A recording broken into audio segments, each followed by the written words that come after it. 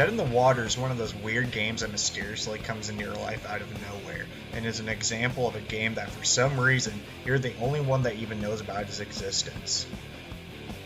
So, what the hell is this game? Well, I'll be glad to tell you guys, because I think it's one of the most criminally underrated games for the PlayStation, and I really want more people to know about it. And before I get on with the review, I kind of want to tell a little backstory to how I got my hands on this game. So, I live in Washington State, and my uncle lives in New Mexico. And a few times a year, my uncle will come up from New Mexico to visit the family. And while he's here, he'll usually buy a game, and he hasn't done that in a while. But he will usually buy a game for the system that I own. Well, I own many systems now, but anyway, sometime in like 1999, he came home with this game, and it kind of blew my mind because, well, looking back now, this isn't the kind of game my uncle would usually like go out to play.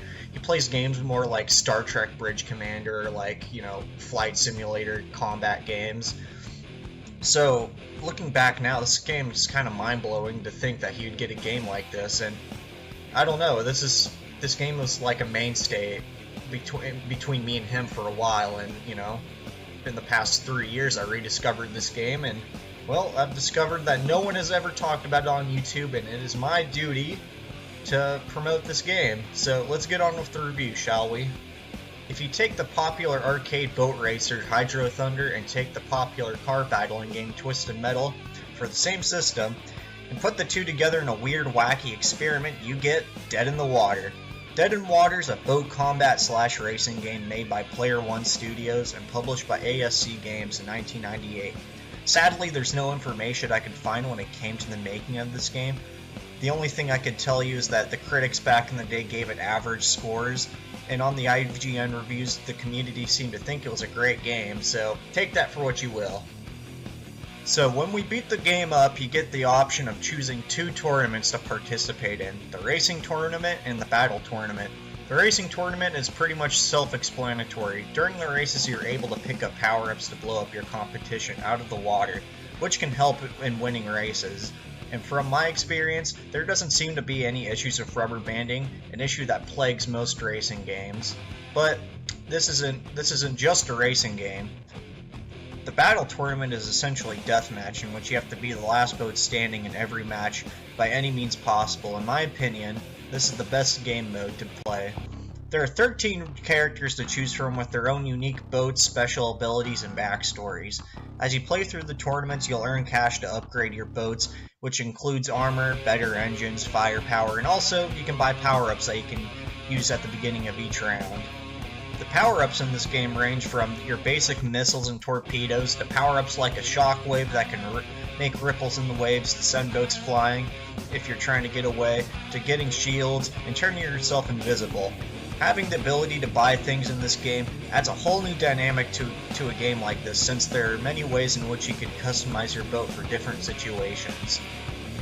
A feature I also like in this game is that there's destructible environments. Some of them range from blowing up small things in the water to blowing up walls to make pathways. Some destructible environments can drop some extra money for you to spend on your boat. This game has a ranking system that's also in the tournament modes that is reminiscent to the Mario Kart games. If you get in first place, you get 4 points. Third place, you get 3 points, and so on. In each tournament, it's split up into seasons. So when you get through a set of maps and you're in first place, you move on to the next season, and there are 4 seasons in total. I do have one complaint with this system though, because every season you tend to replay the same maps over and over again, and it gets a little tiring after a while. Another complaint I have with this game is that the movement controls can be a little slippery at times, and it may take a few rounds to get used to, but they're not bad by any means. Oh, the music in this game is fucking amazing.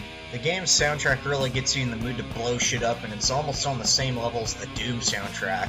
The only complaint I have with it though is that the default setting for the music is set on 3, so I'd recommend cranking it up to 11 Spinal Tap style and start rocking out to this amazing soundtrack. I will warn you though, this may turn away some people from this game. Make sure you have a dedicated memory card for this game, because one time a few months ago I was playing this game, having a blast, and I needed to go do something. So I went to save my game, like anyone would do.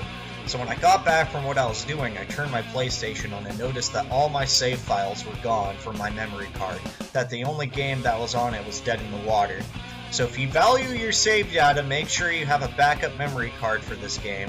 During this playthrough I had no issues, but it could happen to anyone, and it blows me away that this game only requires one block of memory, just like any other PlayStation game would have. So if you're a fan of Twisted Metal and are itching for a game just like it, look no further than Dead in the Water. It has everything: racing, deathmatch, upgrading, and a kick-ass soundtrack. It is fairly cheap on Amazon, and last time I checked, it usually goes for under $1, so if you got the spare change, I would highly recommend you pick it up. And keep gaming.